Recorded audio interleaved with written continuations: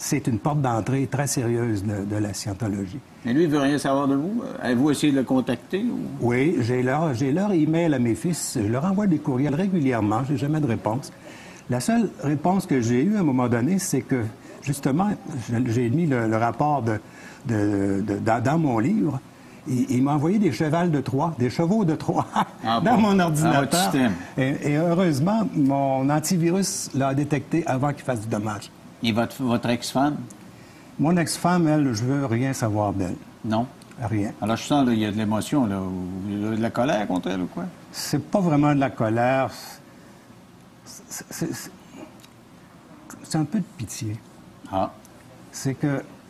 Elle s'est vraiment gourée avec tout ça, je pense. Elle marche là-dedans parce qu'elle est un peu comme un automate là-dedans. Bon, je ne sais pas quoi dire de plus pour elle. C'est de la pitié que j'ai pour elle. Mais pourquoi ne pas avoir très rapidement... Vous sortez de là, mais il me semble, moi, mes enfants, je m'ennuierais de mes enfants après quelques mois, Pourquoi vous n'avez pas foncé dans le tas pour essayer de voir du monde, je ne sais pas trop comment, là, défoncer les portes? Oui, c'est une bonne question, ça.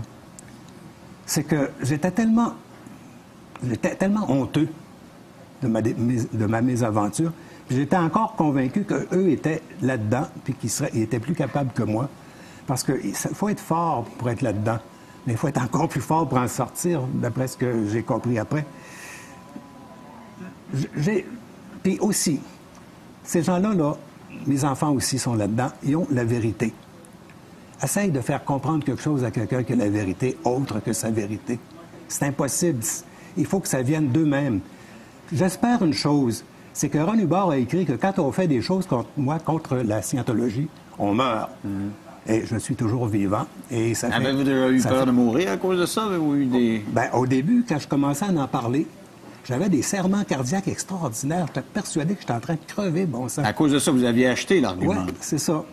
Jusqu'au jour où j'ai décidé d'en finir. Je suis allé voir un cardiologue. Il m'a passé des tapis roulants, puis il m'a dit que j'avais des performances athlétiques. Il dit, ton problème, il dit, c'est dans la tête à quelque part, tu as des spasmes, ça te crée des spasmes.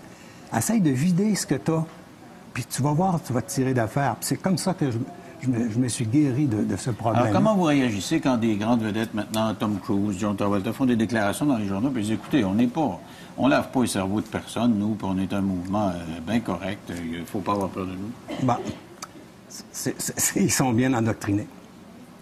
C'est des bons vendeurs, c'est d'excellents vendeurs. Parce que pour vous, le mot vente revient souvent.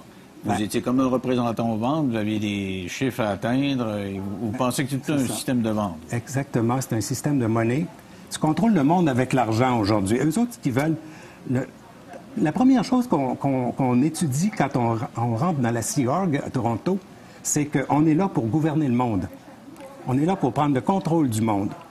La meilleure façon de le faire, c'est l'argent. Après, c'est le contrôle mental. Et c'est ainsi qu'eux pensent qu'ils vont atteindre le contrôle du monde. Ça, c'est les données secrètes de la scientologie. Avez-vous encore espoir de revoir vos petits-enfants? Je pense qu'avec ça, là, ils vont s'apercevoir que la donnée d'autre bord qui dit qu'on crève, quand on parle de la scientologie, dans les vrais termes de ce qu'elle fait, on crève. Alors que moi, je suis toujours vivant puis en bonne santé. Je pense que ça va les faire réfléchir. Puis j'espère. Pensez-vous qu'ils vont le lire? Ils sont dans l'Ouest canadien, puis peut-être que maman ne voudra pas qu'ils le voient. Il y a tellement, actuellement, là, il y a tellement de données qui circulent un peu partout. Ils vont écouter probablement même l'émission. Ça s'appelle « Les coulisses de la scientologie » de Jean-Paul Dubreuil, qui nous parle de ce qu'il a vécu et ce que sa famille a vécu et vit toujours à l'Église de Scientologie. Merci beaucoup, M. Dubreuil. Ça m'a fait plaisir. Bonne chance. Restez là après.